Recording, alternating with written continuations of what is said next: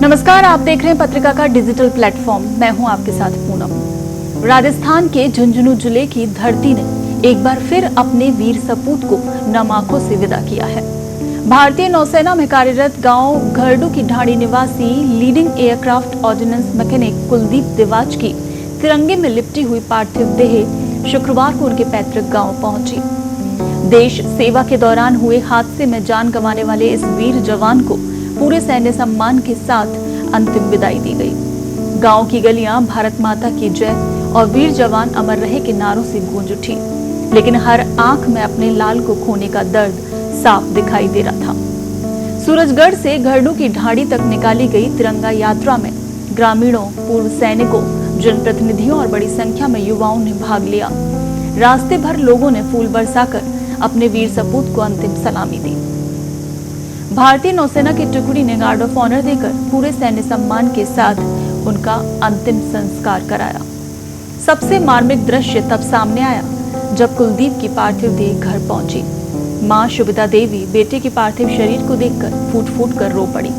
पत्नी संगीता का विलाप सुन वहां मौजूद हर शख्स की आंखें भर आईं। और सबसे दर्दनाक पल वो था जब महज 18 महीने की मासूम बेटी हर्षिता अपने पिता के चेहरे को अंतिम बार निहारती रही।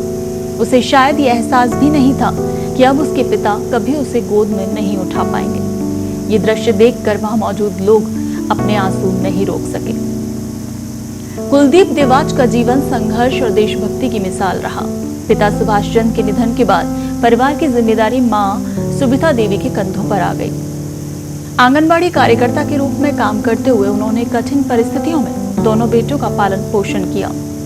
कुलदीप ने अपनी मेहनत और लगन के दम पर 10 अगस्त 2018 को भारतीय नौसेना ज्वाइन की और देश सेवा का सपना पूरा किया। उनके बड़े भाई प्रदीप भी भारतीय नौसेना में कार्यरत हैं। इस परिवार की 2 पीढ़ियां राष्ट्र रक्षा के लिए समर्पित हैं। 6 जुलाई को मुंबई में ड्यूटी पर जाते समय तेज अंधड़ के दौरान एक पेड़ की शाखा गिरने से कुलदीप गंभीर रूप से घायल हो गए थे। उन्हें तत्काल अस्पताल में भर्ती कराया गया, लेकिन तमाम प्रयासों के बावजूद 9 जुलाई को उन्होंने अंतिम सांस ली। तो उनका ये बलिदान पूरे क्षेत्र के लिए गर्व और गहरे शोक का कारण बन गया।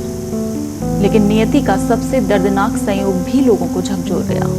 आपको बता दें, कुलदीप का जन्म भी 10 जुलाई को हुआ था 1999 को, और ठीक 27 वर्ष के बाद 10 जुलाई 2026 को उनके जन्मदिन के दिन ही उनका अंतिम संस्कार हुआ। जिस दिन परिवार हर साल उनका जन्मदिन मनाता था, उसी दिन उन्हें पंचतत्व में विलीन करना पड़ा। अंतिम विदाई के दौरान पूर्व सांसद संतोष अलावत, विधायक श्रवण कुमार, विधायक पीतराम काला, सैनिक कल्याण अधिकारी, DYSP, भारतीय नौसेना के अधिकारी और अनेक जनप्रतिनिधियों और प्रशासनिक अधिकारियों ने पुष्पचक्र अर्पित कर वीर जवान को श्रद्धांजलि दी और शोकाकुल परिवार को सांत्वना। तो झुंझुनू को देश भर में सैनिकों और वीर सपूतों की धरती के रूप में जाना जाता है। यहाँ का लगभग हर गांव देश की सीमाओं की रक्षा करने वाले जवानों की गौरव गाथा सुनाता है। कुलदीप देवाच ने भी कर्तव्य निभाते हुए अपने प्राण न्यौछावर कर इस परंपरा को और गौरवान्वित कर दिया। वो अपने पीछे माँ, पत्नी, 18 महीने की मासूम बेटी और बड़े भाई को छोड़ गए हैं। उनका बलिदान हमेशा याद रखा जाएगा और आने वाली पीढ़ियों को देशभक्ति, कर्तव्यनिष्ठा और समर्पण की प्रेरणा देता रहेगा। देश दुनिया की ताजा खबरें और वीडियोस के लिए अभी डाउनलोड करें पत्रिका ऐप।